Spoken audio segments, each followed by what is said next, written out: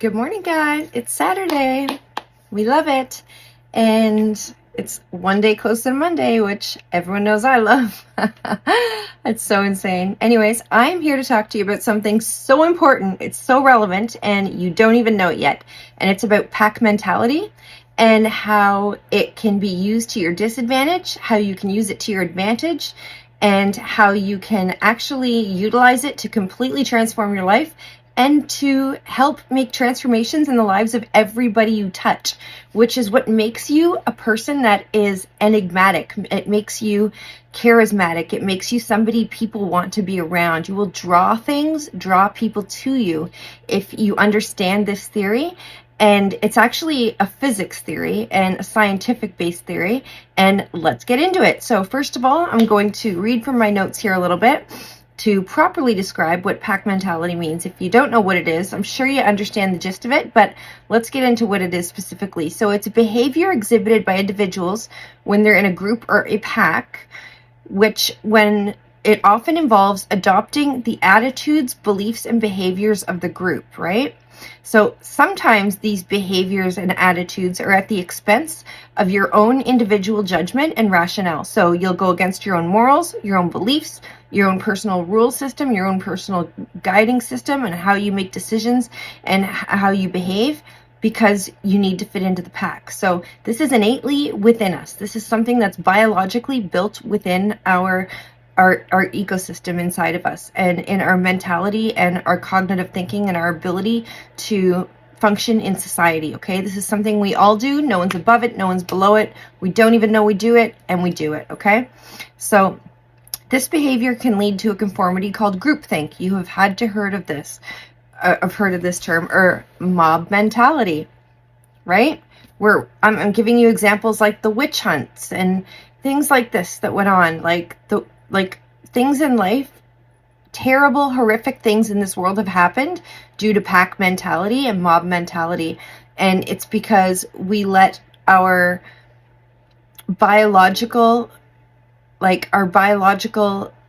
innate feelings come before our logic and our own individual thought process, okay? Which is something we always need to stop in its tracks. Okay, so where individuals may act differently than they would if they were alone, it's commonly observed in social animals, including human beings, and can influence decision making and social dynamics and even aggression in a group. So we know about this, okay? So everybody, every teenage boy, every teenage girl knows if you're walking down the street alone and there is a pack, a big group of kids coming at you, chances are across the street, because there's going to be nothing but trouble. Because one kid, all it takes is one kid to pick on you or say something, and now you've got 8 kids all over your ass, and they want you. They want to take you down. Or it can work the other way, but it doesn't usually. It usually works negative. And adults do it. You'll see everybody standing around the cooler, or in the coffee room, or in the back room, or in the corner, talking shit about another person. Or if someone just gets fired, all of a sudden everybody has an awful story to tell them about the experience they had with them and why they were such a terrible employee and they needed to go. But before they got fired, everyone would pass them in the hall and smile and say, hey, how's your day? Good morning. How are you? There's no problem, right? But there's a pack and a mob mentality that people will get sucked into because they're not thinking or rationalizing. They're just responding. And it's a matter of reacting versus responding. Sorry, they're just reacting. And we need to respond more than we need to react to things. And response counts on more than just our feelings and our quick reaction. It counts on thinking and processing and deliberation.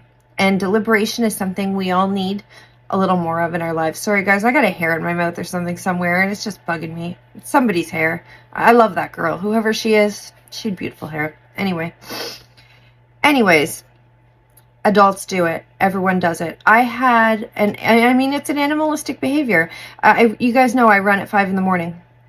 I had a cop tell me once that pulled me over. He was like, if you come across, we have a big coyote problem and a fox problem in my neighborhood. He's like, if you come across one, don't worry. Just cross the road, keep going. Or if he kind of gets in your face, just stop running. Take a few steps back. Put your hands so you can see your palms.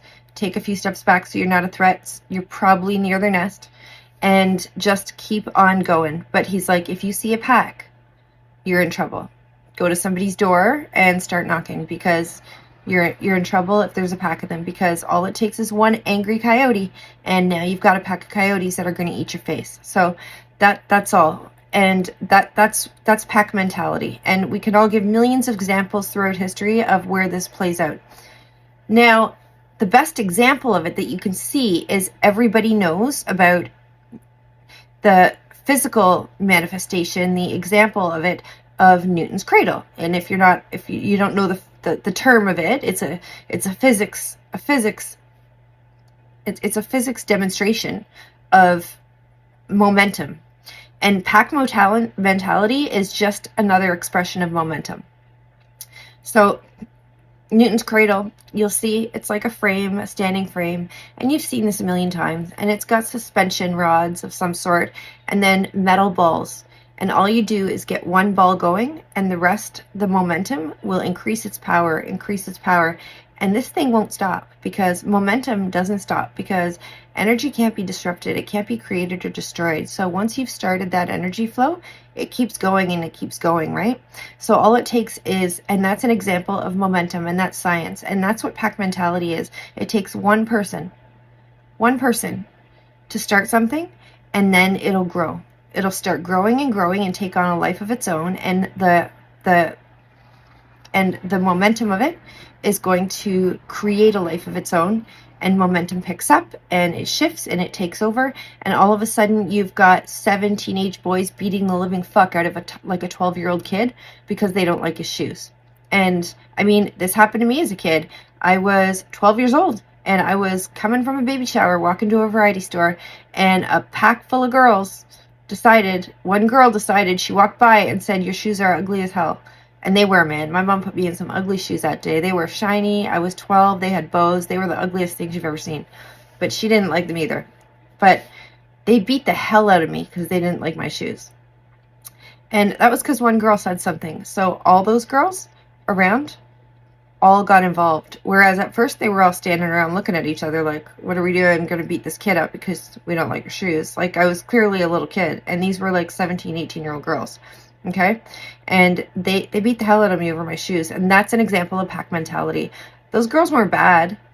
It just took one girl to have a negative thought, and momentum picked up and took over. And that's physics. It's science. That's what's going to happen. What I should have done was turn around and fucking run. But I didn't realize, I didn't understand the science of it at the time. I didn't understand the psychosocial science behind it at the time. So I didn't know I was in trouble. I thought, for God's sake, all these girls aren't going to let a girl beat me up because they don't like my shoes. They're going to stand up and say, like, "What's wrong with you, girl? It's just a girl wearing a pair of ugly shoes." I didn't understand momentum. So now I do. And now I run every day at 5 in the morning. So I can always outrun any of you bitches. No, I'm kidding. Anyway. If you don't like my shoes, too bad. You're not going to catch me.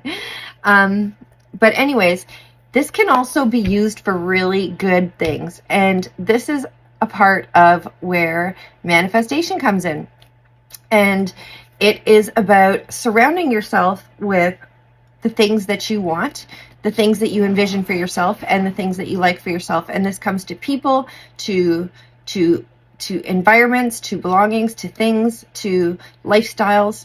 If you surround yourself with enough of it, you will start to become that, because it's a momentum, and momentum flows and it spreads, and you will catch that momentum eventually. Okay.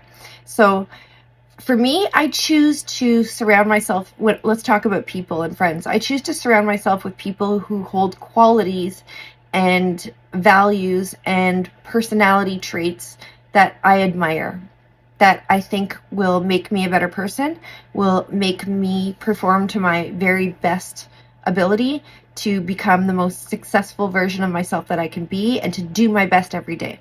Some people will surround themselves with people who have a lot of money, thinking that's going to wear off on them. If they roll with a high lifestyle of high rollers or whatever, that they're going to become one of them. Maybe it works.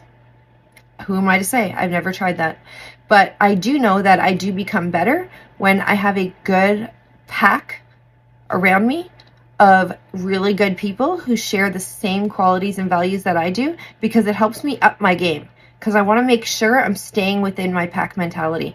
So I'm utilizing biology and science and physics to better myself and to create that best version of myself. And that's something we can all do. And so be very careful who you choose to be your circle and who you choose to let influence you and around and in your life, be it where you work. Make sure you're working in an environment that you are morally aligned with, and you are visually, like you envision yourself being aligned with, and they have the same values and mission and goals that you have. You need to have that. You need to make sure your friends and the circle of people you spend time with and confide in and take advice from and bounce ideas off of are people who share those same traits and qualities and characteristics. And you need to seek out these people. You won't necessarily find them. I feel like you'll find each other. In my experience, we've just found each other. And I can't even explain to you how I found them or how they found me, but we just ended up together and in working together, or like very closely and becoming good friends, or just odd innate connections that I can't explain how the hell I ever got involved with these people, but somehow it worked out. And we're very much alike, and we help each other grow and develop and benefit and increase our value and our own worth and our own positive qualities and traits in each other, because we are increasing each other's momentum, because the momentum's just going back and forth, right? Like Newton's cradle. And that's what we're doing for each other. So don't forget this. The other way this would work was with, and how it works is with examples like GoFundMe, for example.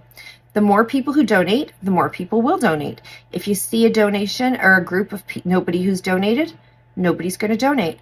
I want to personally thank the 4 people who have donated to my GoFundMe, because it's so important to me. You guys know that.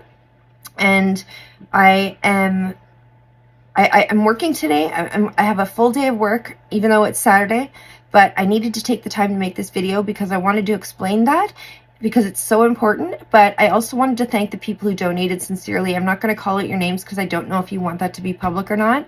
But I do know I respect your confidentiality, but I really do. I'm really grateful for you, because for every single person that will take their card out and pull out $2, $5, $10, $20, whatever has been donated, and a few of these people have donated more than that, quite a bit more than that, I'm really grateful. And every time there's a donation, the pack is going to grow. The momentum is going to grow. And the GoFundMe will reach its goal. I know it will. And it's not going to happen overnight. It's not going to happen in a week. But maybe it will. Depends how many people donate. The more you donate, anybody, even if you donate $2, when people see that action and momentum happening, it creates action and momentum, and it continues to go. It can't be stopped. It can only be sped up, and it can only be increased. So please, guys, take the time, take a few dollars. Please contribute to my GoFundMe. If you don't know what I'm talking about, watch the videos before this video, and I will put the links to them if I can in this video. They're super duper important, and it means a lot to me. It means probably the most to me of anything I've really driven for on my channel, and there's been a few things I've really drawn attention to, but this is probably this is the most important one, and this is the biggest priority. And I really want to thank everybody for spending their time and spending their money and taking that time to pull out their card, go get their wallet, sit down and actually make a donation, because you guys are wonderful and you've started the momentum, and it can't be stopped now that you've started. So it's just going to take more and more people to catch that momentum, and on it's going to go. So thank you so much. I encourage everybody to follow and to please contribute, and choose your pack wisely, guys, because it will change your life. It'll change who you are. It'll raise you up. It'll bring you up. Or you could choose the wrong path, and it will suck you to the pits of hell.